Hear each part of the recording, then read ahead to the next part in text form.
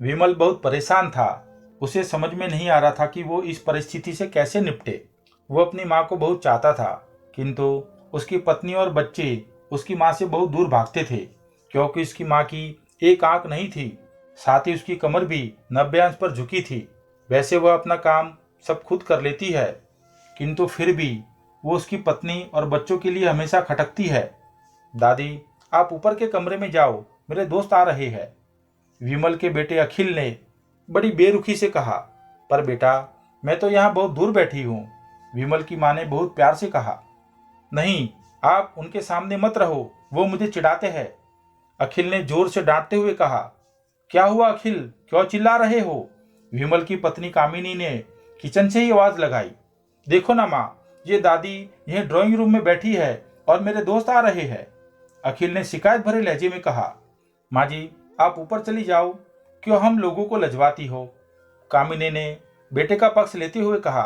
बेचारी सरस्वती चुपचाप उठकर जाने के सहारे ऊपर जाने लगी।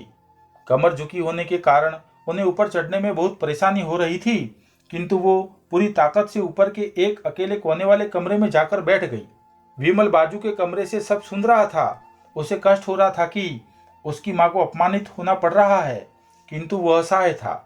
अगर वो कुछ कहता तो पत्नी और बच्चे उसका विरोध करने लगते हैं।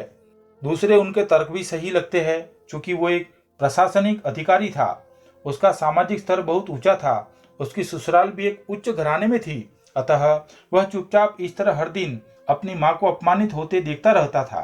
रात को विमल की पत्नी ने कहा, देखो जी, अब कुछ करो। कलेक्टर साहब की पत्नी आई थी। माँ जी अपनी देसी धुनधारा में उनसे मिली। मुझे बहुत शर्म आ रही थी, बताते हुए कि ये मेरी सास है। मैंने कह दिया कि दूर की रिश्तेदार है, इलाज करवाने आई है।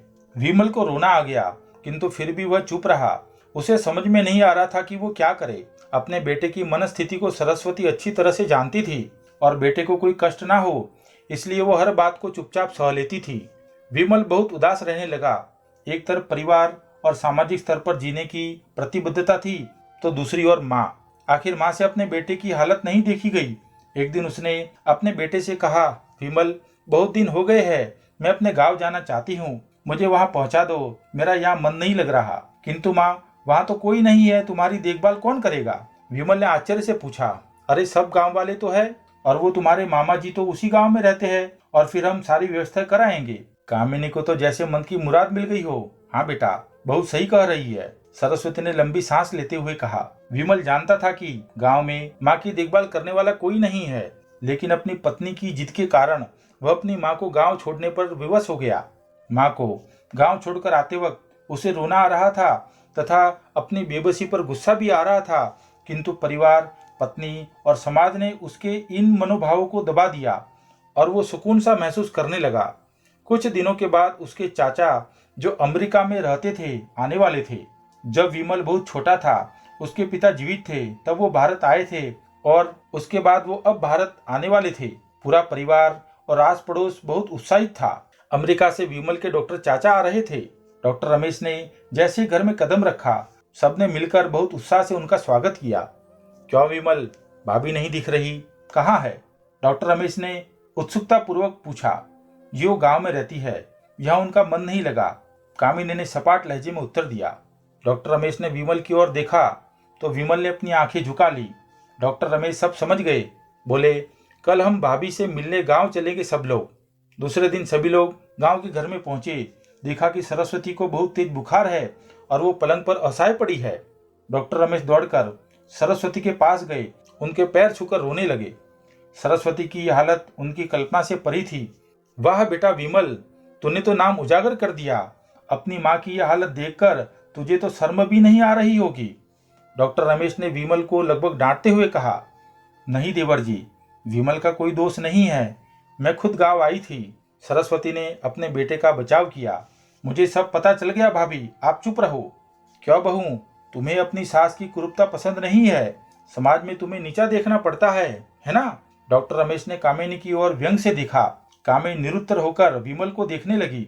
आज तुम जिस सामाजिक स्तर पर हो, वो इन्हीं के संघर्षों की देन है। और बेटा विमल, तुम्हें शायद मालूम न हो कि बचपन में जब तुम 1 साल के थे, तब छत से नीचे गिरने के कारण तुम्हारी एक आंख फूट गई थी और तुम्हारी रीढ़ की हड्डी में भी समस्या थी।